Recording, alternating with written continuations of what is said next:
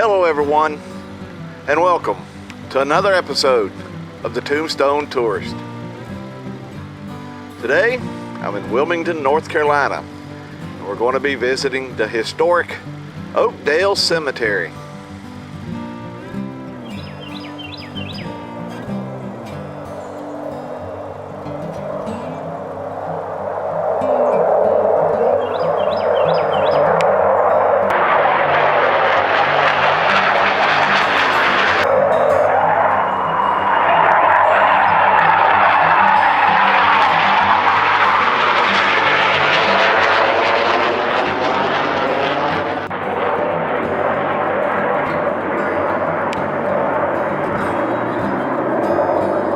Well, that was unexpected. In the short time that I've been here, several military aircraft have landed and taken off from the nearby Wilmington airport. But we'll work through it. So let's go explore Historic Oakdale Cemetery. In the middle 1800s, many of the cemeteries in the Wilmington area were filling up.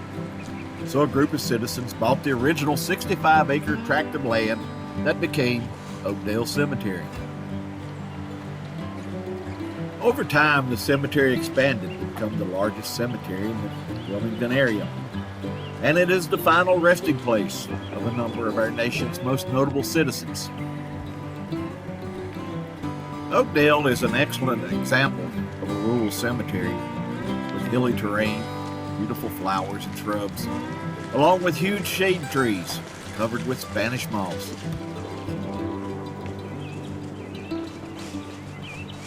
It's very obvious that this historic cemetery is meant for the living as well as for those who have entered into eternal rest.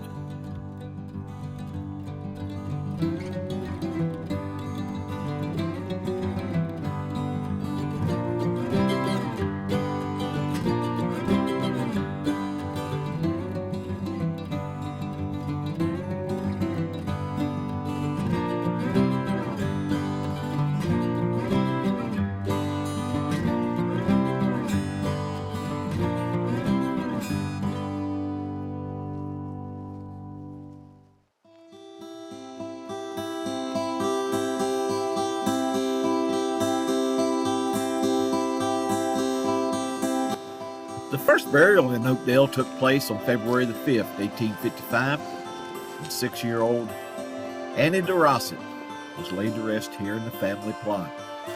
Little Annie was the daughter of Dr. John DeRosset, who was Oakdale's first president. And right here, we have the grave of young Annie DeRosset.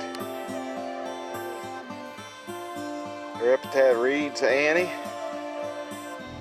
only daughter of William and Caroline DeRosset, born August 25th, 1857, and died March 26th, 1862.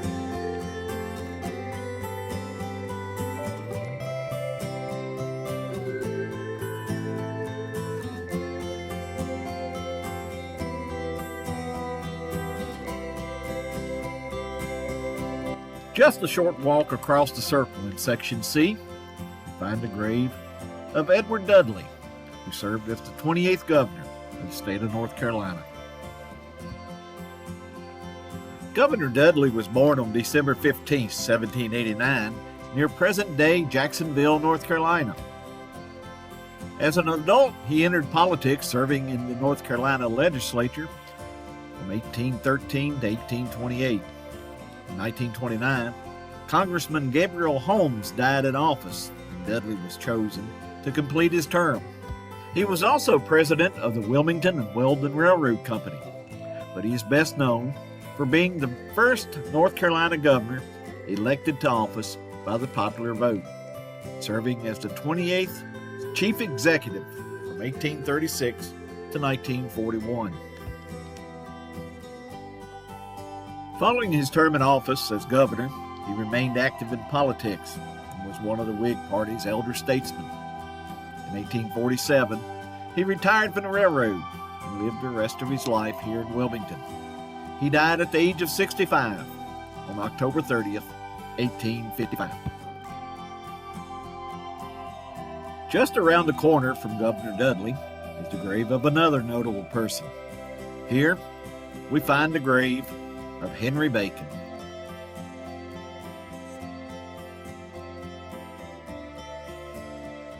Henry Bacon was born on November 28, 1866 in Illinois, but was raised here in Wilmington, North Carolina. He developed an interest in architecture and worked for a time as a draftsman for firms in New York and Boston. He later traveled abroad and further developed his interest in Greek and Roman architecture. In 1897, he returned to America and opened his own office, where he became one of the country's most renowned architects. Over the years, he designed some of the country's most iconic buildings, including the Danforth Memorial Library in Paterson, New Jersey, the Union Square Bank Building in New York City, and the Court of Four Seasons at the 1915 Panama Pacific Exposition in San Francisco. But he's best known for being the architect that designed the Lincoln Memorial in Washington, D.C. During the design project, he consulted with noted sculptor Daniel Chester French, whose magnificent statue of President Lincoln sits inside the memorial. The Lincoln Memorial was built between 1915 and 1922. It was Bacon's final and best-known project. Henry Bacon, one of America's best-known architects, died in New York City on February 16, 1924. He was 57 years old.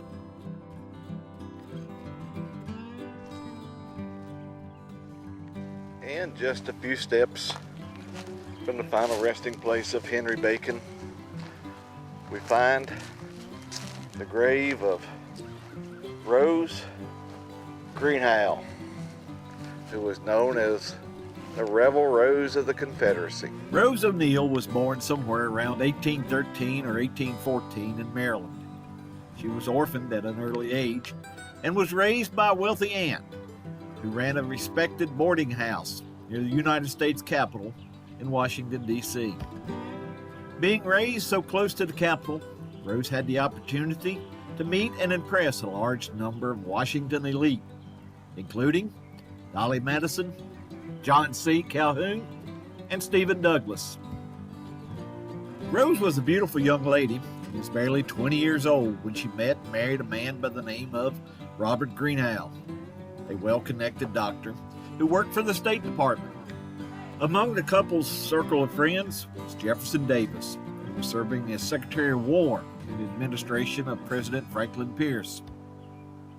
The couple had 4 daughters, and all was well until Dr. Greenhow died suddenly in 1854. After a proper mourning period, Rose returned to the social scene, hosting parties that were attended by politicians from the North and the South. As the nation moved towards civil war, Rose let it be known that her allegiance lay solely with the South. And being one of the most well-connected people in Washington, Rose was quickly recruited as a Southern spy. In the opening days of the war, Rose provided valuable information to the South, including Northern troop movements during the First Battle of Bull Run. Rose's life as a spy was short-lived, and she was soon arrested by Allen Pinkerton. Rose and her young daughter, Little Rose, spent 5 months in prison. They were then released and expelled from Washington and settled in Richmond, where Rose continued to serve as a Southern blockade runner from 1862 to 1864. In the summer of 1864, Union troops were closing in on Richmond, and Rose moved her operation here to Wilmington. On a stormy night in September 1864, Rose was on board a blockade runner off the North Carolina coast at the mouth of the Cape Fear River. She was carrying several top-secret messages and $2,000 in gold coins when the ship ran aground. Rose attempted to make it to shore using a rowboat, but the small boat was no match for the huge waves pounding the coast. The small boat capsized, and Rose drowned in the surf. Her body was recovered a few days later. The rebel Rose of the South was laid to rest here in Oakdale Cemetery with full military honors.